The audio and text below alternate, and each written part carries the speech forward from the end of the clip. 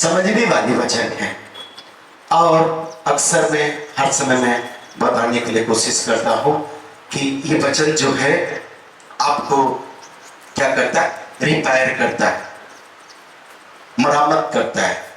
ध्यान रखिए, वचन क्या करता है, आपको रिपेयर करता है।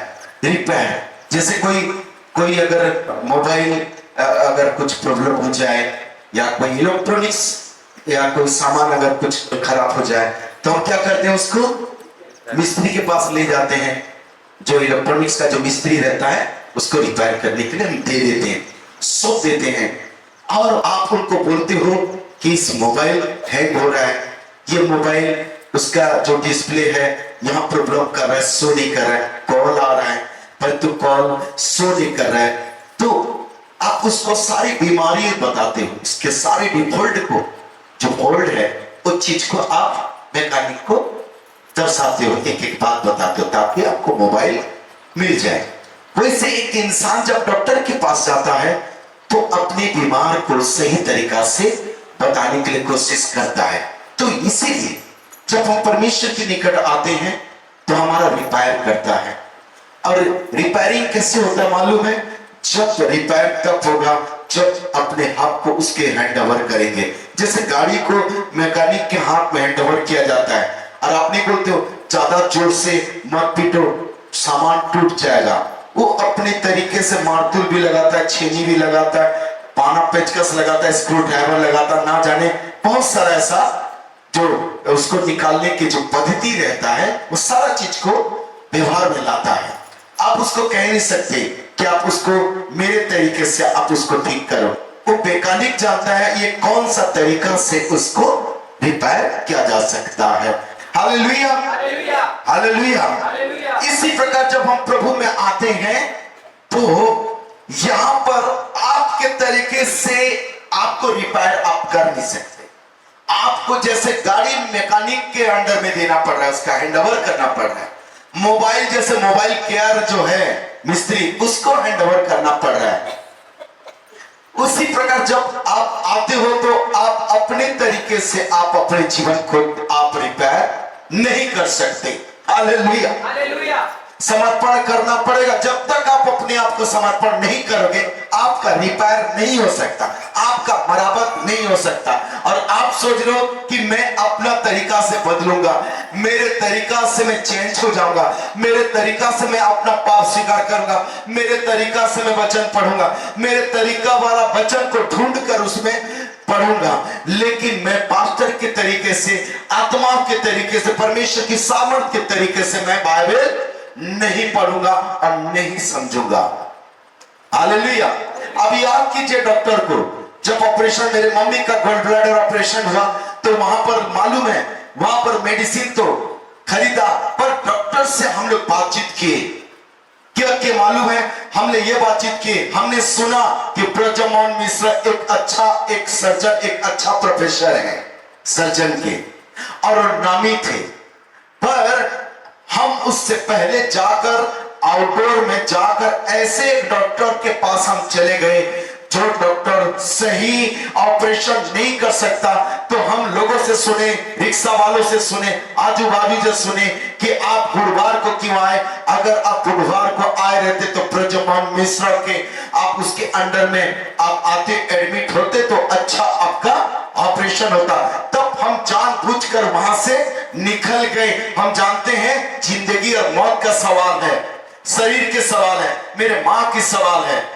और मैंने वहां से डिस्चार्ज ले गया और चला गया बुर्ला मेडिकल का एक कॉलोनी में जहां हमारे कुछ रिश्तेदार रहते थे, वहां चले गए।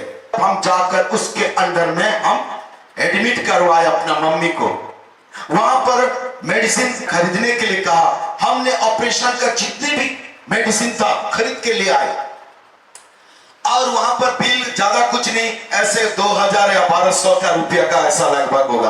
आज के तारीख में 25,000 से कम नहीं होगा, समझ गए। और उस समय में आया, डॉक्टर ने कहा एनेस्थेसिया दिया जाएगा, उनका बीपी चेक किया जाएगा, उनका शुगर चेक किया जाएगा, हर टेस्ट किया जाएगा, तब ऑपरेशन का थिएटर में इसको लिया जाएगा। लेकिन ऑपरेशन थिएटर में ऐसे आप सब कुछ चेक कर लीजिए, बीपी चेक कर लीजिए, शुगर चेक कर लीजिए, हर प्रकार की बीमारी चेक कर लीजिए, लेकिन बिना अंडरटेकिंग आप जब तक लीग नहीं लेते हैं कि मेरे रिस्क मैं लेता हूं, मेरा मां का ऑपरेशन आप कीजिए, आपका मम्मी को आप ऑपरेशन नहीं कर सकते, तो इसके लिए मेरे को मेरा मां को समर्पण करना पड़ा डॉक्टर के हवाले।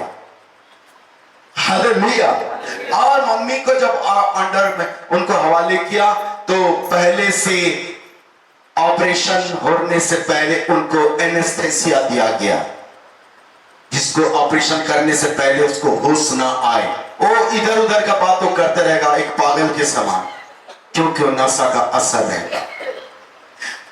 कुछ घंटों के बाद जब शाम हो जाता है तो वो अच्छा फील करने लगता है। हालेलुया।